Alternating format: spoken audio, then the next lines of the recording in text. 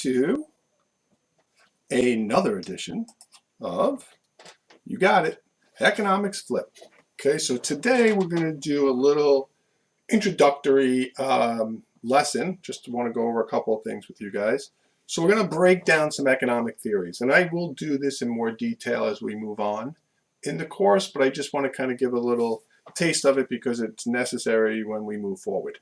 Right, so we look at economics theories. The first economic theory that was out there was called classicalist. This comes from the Adam Smith School of Economics. They believed in free markets and that they would self-correct. The invisible hand would move you when there's a shortage or a surplus to correct on its own. Then, after the Great Depression in 1929, and there was no change, and we waited for the self-correction, the Keynesian John Maynard Keynes came into fashion, and he believed in what was called an aggregate expenditure model. And what he believed was the government could pick up for the loss from consumption or business. Okay, so if the economy is not doing well, then we can prime the pump. Prime the pump, he says, as he flashes back to American history. All right, then we had the monetarists who didn't like the Keynesian government involvement, and they came up with their idea. And then after the monetarists came the supply sider, right? So we had supply side, which is what it sounds like on the supply side. And then we have Marx, right? What do the Marxists think of all this? Trust me, I will get into it. All right, so those are your theories. The one we're going to focus on is the Keynesian aggregate model, okay? So let's look at some assumptions and simplifications here. All right, so we're going to use the Keynesian, as I said. First thing we want to know is prices are fixed. GDP will equal disposable income. Mr. Mooney, what is disposable income? Disposable income is equal to the spending that consumers do and the savings. So it's the money they have after they've paid their taxes that they are able to spend it or save it. Only two things you can do with disposable income. Right, so what we're going to make some assumptions to do this. We're going to begin with a private closed economy, which means we're only going to have the consumption, the investment, and government spending. And at the end, we will throw in the net exports. But for right now, we're just going to look at consumption and investment spending. All right, so let's get the graph up. All right, so on this graph, you'll notice that the y-axis is aggregate expenditure, which in this case is just consumption, because we haven't added anything else in. Okay, so we have what would happen if the consumption, the expenditures, were equal to real domestic product, GDP, which is the x-axis. Okay, so real domestic GDP, it really is the income of the country. So what we're saying here in the 45-degree line is that we are spending our income. All the income is being spent. Now let's look at this. And here's the actual expenditures. So this is a curve showing us the different expenditures at the different levels of GDP.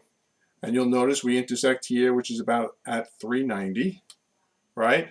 First, so you see 390. Okay, label that as the aggregate expenditure curve. Okay, and then we look at the equilibrium point, and we notice that it's at 390.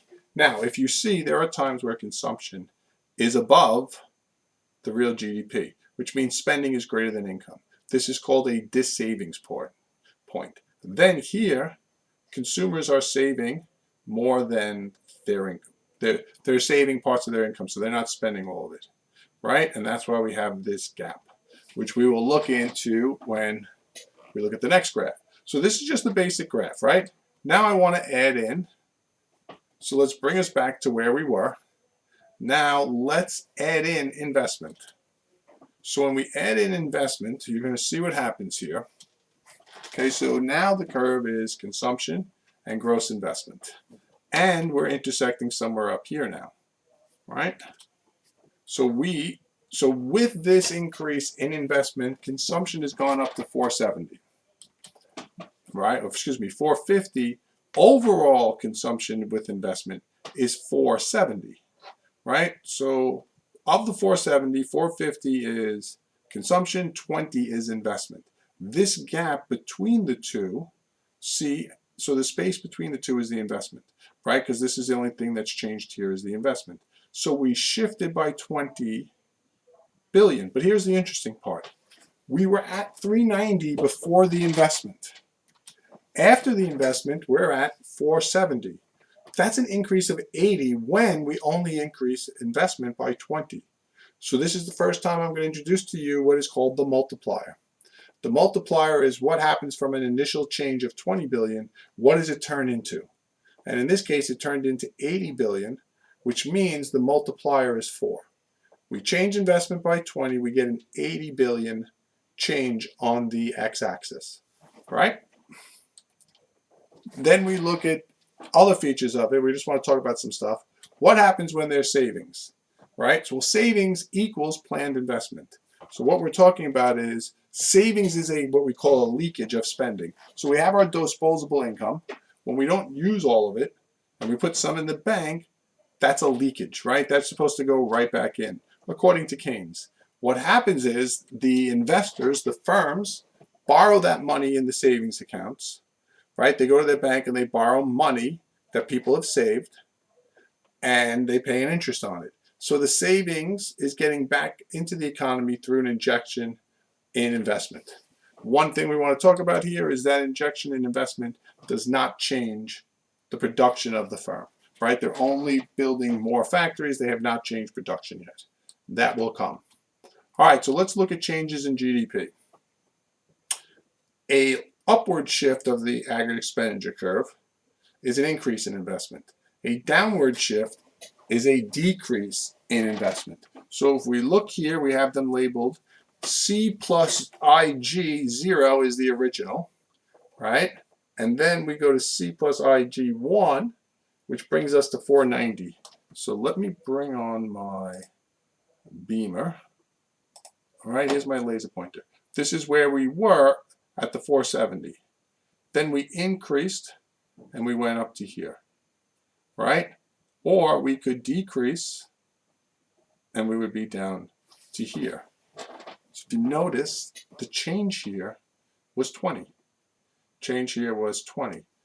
And if we know the multiplier is 4, then how much were these shifts? These arrows represent how many billions in investment, right? So you're going to answer that in the Ed puzzle. But if the multiplier is 4 and these are the changes, what's the shift equal?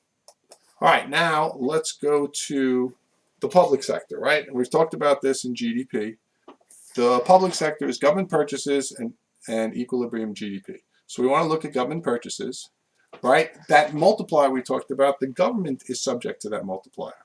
So if the government puts in $100 billion, that will multiply to 400 billion if the multiplier is 4. Okay, taxation, lump sum tax, also subjected to the multiplier.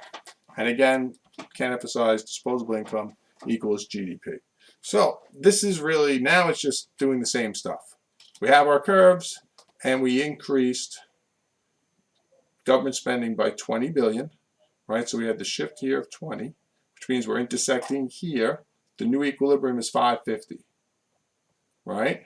20 billion, change of 80. Multiplier is still 4, right? This is an 80 change. So every time we increase either investment or government purchases, should say purchases, the curve is changing by 20, but output is changing by 80. And that's because that money goes into people's pockets, and it's what we call a snowballing effect in a sense. All right? Now let's just label these, right? It's a $15 billion decrease in consumption from a $20 billion increase in taxes.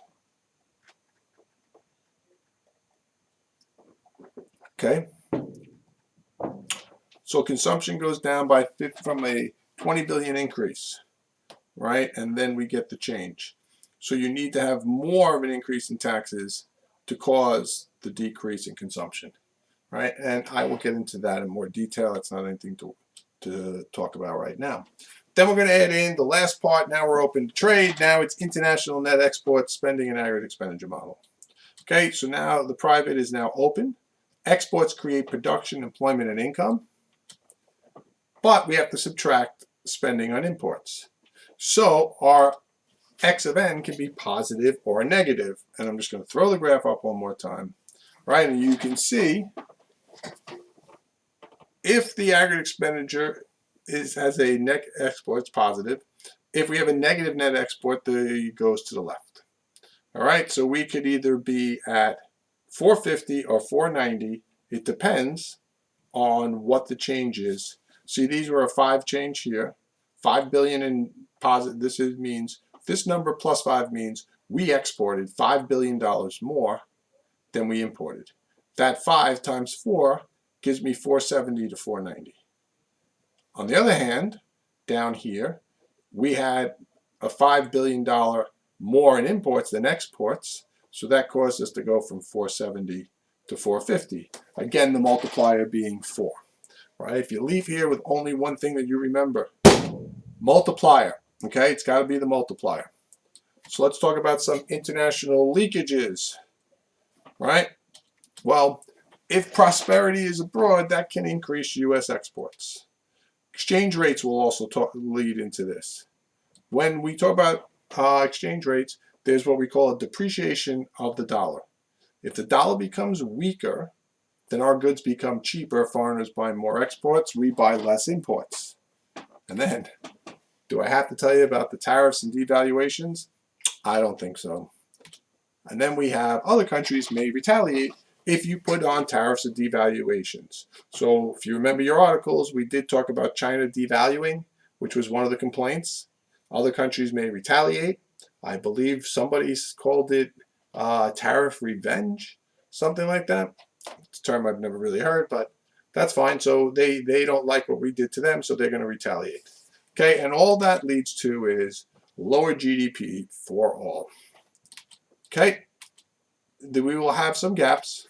There's a recessionary gap, where it means there's insufficient aggregate spending. Okay, meaning our spending is below what we would do if we had all of our workers working. In order to fix it, we can increase government or decrease taxes. So government can increase the G part of that expenditure model, or we can decrease taxes and put more money in people's pockets, and they will therefore spend that money. Okay, so that's one issue. We have a recessionary gap. By the way, this is that increase in G, total pandemic, everything that's going on right now. All right, I got to wrap this up. This is going longer than I expected. Okay, inflationary expenditure gap means too much aggregate spending. So spending exceeds full employment GDP. We decrease G and or increase T. All right, so we decided here, based on all our resources, that full employment is at 510.